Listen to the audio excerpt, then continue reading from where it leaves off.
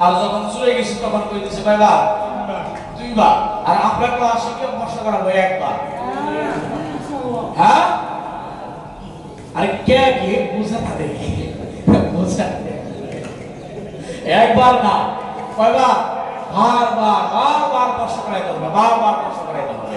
আমাদের মুআল্লিমরা কি এই কাজগুলো বুঝতে চায় না। প্রশিক্ষণে কি তিনবার করাইছে, আমরাও কয়বার করাবো? তিনবার করাবো।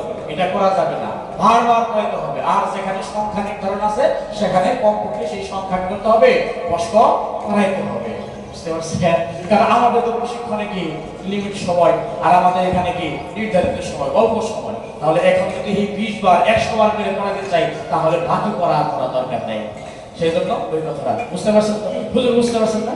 আচ্ছা, তাহলে এই গেল কি ছায়ের প্রত্যার প্রশ্ন। এখন তা ছা মিলাইয়া সহজ প্রশ্ন কয় দাও?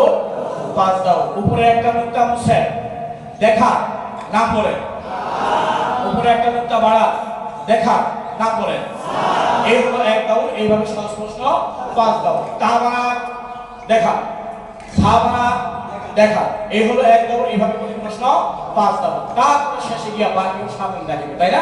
বা বাড়া দেখা সিলেট পরিষ্কার। তাহলে কি গেল? বা ফা বা তা সা। ফা তো ওই বায়ের মতোই, কাফ বিক্রয়ের মতোই, তাই না? এখন কি হয়ে গেছে? বা তা সা ফা কাফ শেষ হয়ে গেছে। এখন কি করতে হবে? ভাগের পরীক্ষা। আবার কিসের পরীক্ষা? ভাগের পরীক্ষা। ভাগের পরীক্ষার কয় কাজ?